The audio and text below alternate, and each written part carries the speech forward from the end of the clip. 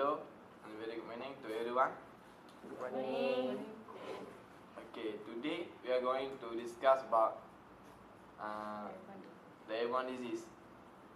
Does the airborne disease difficult to be controlled? Okay, so before, first of all, I would like to introduce myself. My name is Muhammad Sufi bin Uthman. And you? My name is Kuratu Aini binti Jamasri. My name is Muhammad Naruddin Azmi Umar.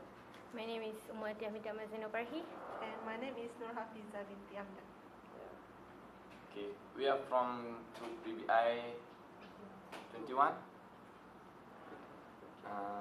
Okay, so let's focus about our topic. Does the airborne disease difficult to be controlled? So, what do you guys think? Anyone? Okay, before that, I would like to explain a little about airborne disease. Airborne disease is a disease that caused by pathogen microbes that may be discharged by a person via air. Example of the airborne disease such as anthrax and chickenpox, influenza, and many more. Yes. Okay. So anyone want to give? I would like to add. For me, airborne diseases characterized by any disease that caused by pathogens and transmitted through the air. The relevant pathogens may be viruses or bacteria or fungi, and they may be spread through sick persons. Airborne disease can be caused by exposure, and the transmission of the airborne disease also influenced by environmental factors such as climate conditions that determined by temperature, wind, and relative humidity in any territory. For instance, influenza virus spread easily in the northern countries. This is because the climate condition that favors the infectiousness of the virus. So what do you guys think? What's your opinion? I don't think so because of nowadays we already have a high technology that can be used to control the airborne diseases, especially when it comes to air distribution in indoor enclosed room. So we already have a UVGI, or we can call it ultraviolet germicidal irradiation, which is it is one of the system that sterilize the room. So all the spores and the pathogens that that contain or that have around surrounding the air can be disseminated, and also we can kill them and also help the air become more fresher. But also I want to touch about the education part, how we are going to face the airborne disease problems. Centers for Disease Control and Prevention (CDC) already come up with guidelines for public to a good manual how to handling the airborne diseases, like wearing a face mask or don't travel to an epidemic country and so on. So for me, airborne diseases are not difficult to control because we already have the technology and guideline how to face them. Yeah. Do you agree with me? I agree with you. Why is that? In my view, I Okay. think the airborne diseases are difficult to control. This is because they can be threatening because they can be transmitted to everyone or anyone through the air. these diseases will travel on dust particles or be passed through the air whenever someone is sneezing, coughing, or even laughing and talking. Okay. And as for the example, the tuberculosis disease, it is caused by the Mycobacterium tuberculosis bacteria through the respiratory droplets, and this is because when someone is sneezing and coughing and can cause the tuberculosis disease. And those with weaker immune system, such as elderly and the children, can be affected by the tuberculosis, and also the measles diseases. Okay, well, how about you, Alisa? I can see your point, but I have the other ones, which is I disagree with this focus. They said that airborne diseases are difficult to control. For me, it is easy. So I would like to present my view about why I think it is easy to control. My point is about the modern technology that we have nowadays. So I do some studies and research, and I found this. It's called the HEPA filtration. HEPA stands for high efficiency particulate air filtration. So what this machine do? This is actually a very good technology now. They have evolved it from a long time ago. They already do it, and it becomes more better with addition of many technology to it. So from the research, from what they do, they believe that it is so efficient until 99.97%, which is mean it can it can filter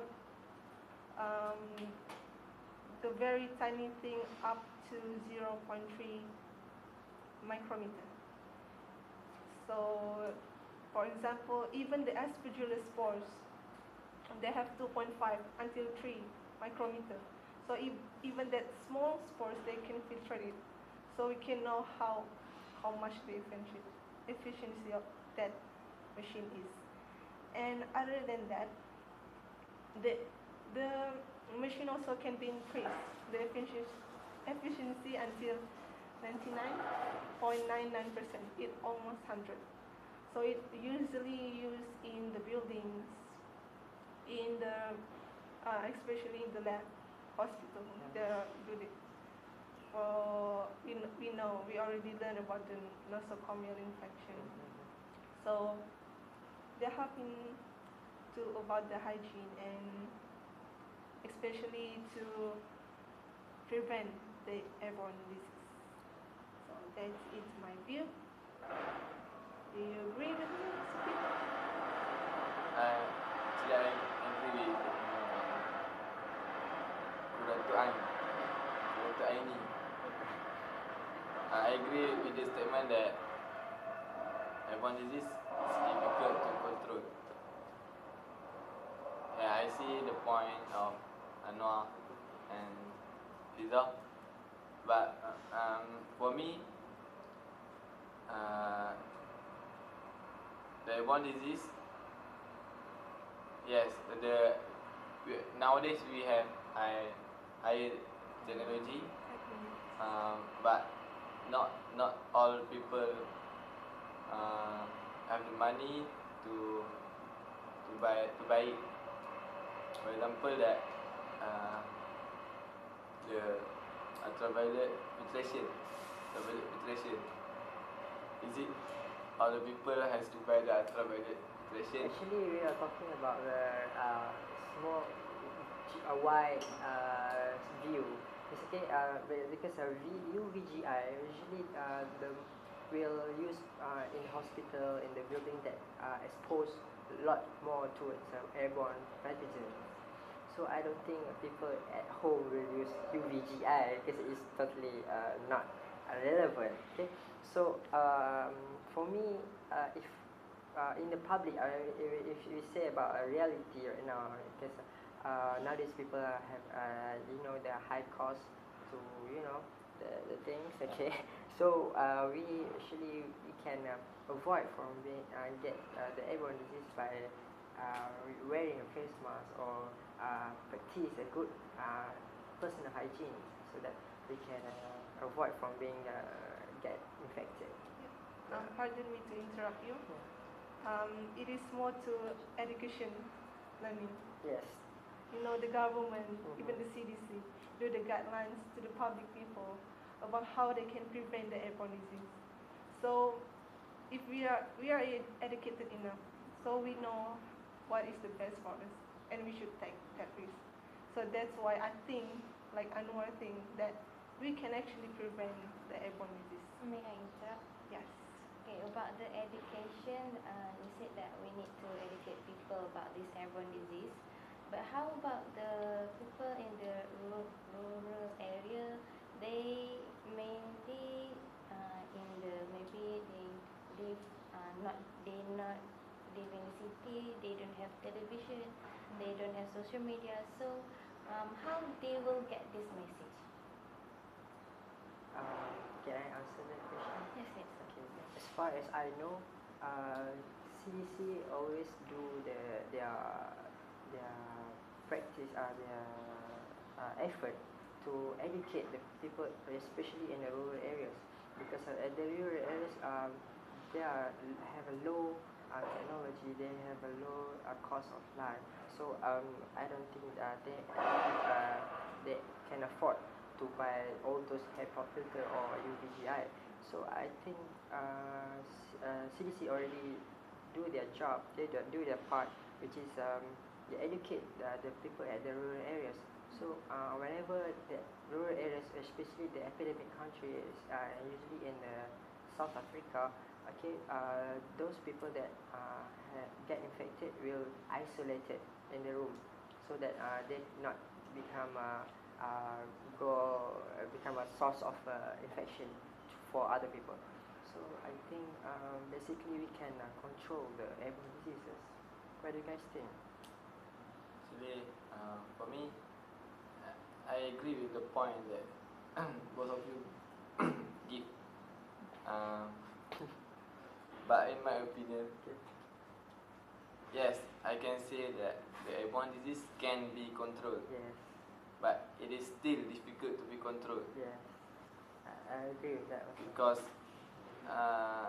nowadays we can see that Many cars and air pollution. although in the hospital we can get the infection even we don't have we don't have the disease. The nosocomial infection, that is in fact normal person when enter the hospital, they can get the disease from the hospital. I think that's my point. You want to add something? But don't you think that whenever people go to the hospital, okay, basically they are easily to get nosocomial infection, right? So that is our own responsibility to protect ourselves.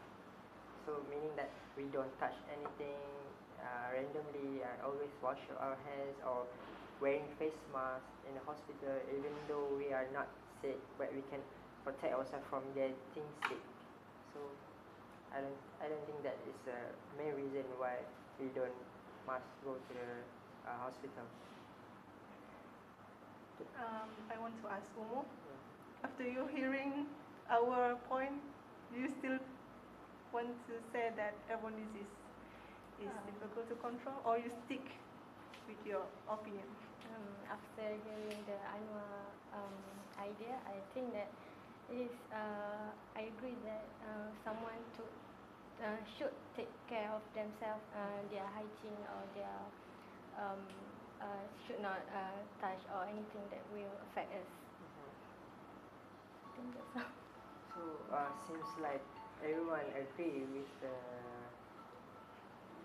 the disagreeing airborne diseases are difficult to control. So I think we are going to reaching the consensus, which is airborne disease are not difficult to control. Okay. Are you guys all agree with that? Yes, Yeah, of course. okay. That's my point. Okay, thank you. Okay, thank you. Okay.